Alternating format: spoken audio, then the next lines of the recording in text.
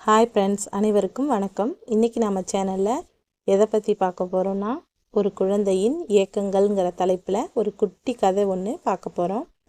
வாங்க ஃப்ரெண்ட்ஸ், வீடியோக்குள்ளே போகலாம். அன்றொரு நாள் மாலை நேரம் ஸ்கூல் விட்டு குழந்தைங்கள் எல்லாம் வீடு திரும்பிட்டு இருந்தாங்க. அப்போது ஒரு டீச்சரும் 3 குழந்தைங்களும் ஆட்டோக்காக வெயிட் பண்ணிகிட்டு இருந்தாங்க. அந்த டீச்சர் அந்த குழந்தைகள்கிட்ட சொல்கிறாங்க, குழந்தைகளே, ஆட்டோ வர்றதுக்கு இன்னும் நேரம் இருக்குது. அது வரைக்கும் நீங்கள் உங்கள் நோட்புக்கை எடுத்து உங்களுக்கு பிடித்தது பிடிக்காதது இவற்றையெல்லாம் ஒரு வரைபடமாக வரையுங்க அப்படின்னு சொல்லிடுறாங்க. உங்களுக்கு 15 மினிட்ஸ் தான் டைம், அதையும் சொல்லிடுறாங்க. குழந்தைங்களும் டீச்சர் கொடுத்த அந்த டயத்துக்குள்ளேயே வரைஞ்சிடுறாங்க. டீச்சரும் அந்த குழந்தைங்க வரைஞ்ச அந்த படத்தை ஒவ்வொன்றா வாங்கி பார்க்குறாங்க.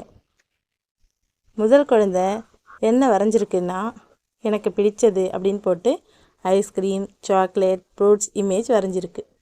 பிடிக்காததுன்னு போட்டு பாப்கார்ன் இமேஜ் வரைஞ்சிருக்கு. இரண்டாவது குழந்தை எனக்கு என்ன பிடிச்சதுன்னு போட்டு மலை, அருவி, ரோஸ் மில்க்கு, நூடுல்ஸு இந்த இமேஜெல்லாம் வரைஞ்சிருக்கு. பிடிக்காததுன்னு போட்டு லாலிபாப் வரைஞ்சிருக்கு.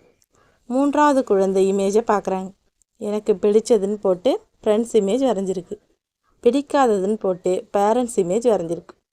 அதை பார்த்த உடனே அந்த டீச்சர் ஷாக் ஆகிடுறாங்க.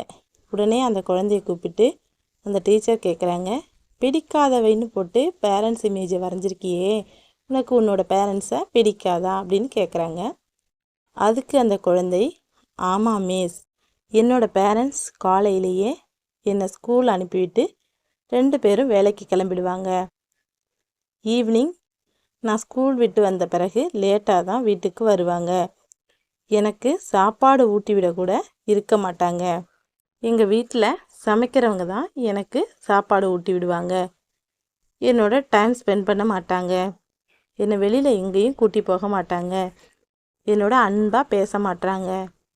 எனக்குன்னு டைம் ஒதுக்க மாட்டாங்க அப்படின்னு சொல்லி அந்த குழந்தை அழ ஆரம்பிச்சிட்டு, உடனே அந்த டீச்சர் அந்த குழந்தையோட கண்ணீரை தொடச்சி அதை சமாதானப்படுத்துகிறாங்க.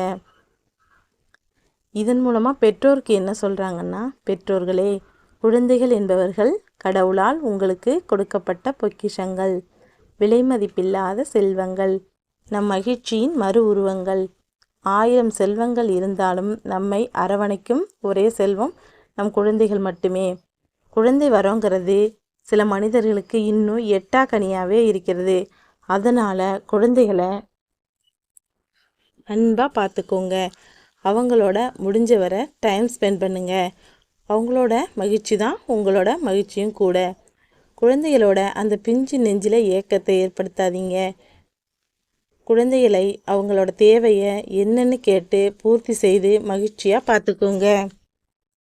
குழந்தை என்பவர்கள் கோயிலில் இருக்கும் தெய்வத்தை போன்றவர்கள். அந்த தெய்வத்தை நாம் எப்படி மனசார பிரார்த்திக்கிறோமோ அதே போலத்தான் நாம் மனசில் உள்ள அன்பையும் அரவணைப்பையும் கொட்டி கொடுத்து அந்த குழந்தைகளை மகிழ்ச்சியாக பார்த்துக்க வேண்டியது நம்மோட கடமை. ஓகே ஃப்ரெண்ட்ஸ், இந்த வீடியோ உங்களுக்கு பிடிச்சிருந்ததுன்னா லைக் பண்ணுங்கள், ஷேர் பண்ணுங்கள், மறக்காமல் சப்ஸ்கிரைப் பண்ணுங்கள்.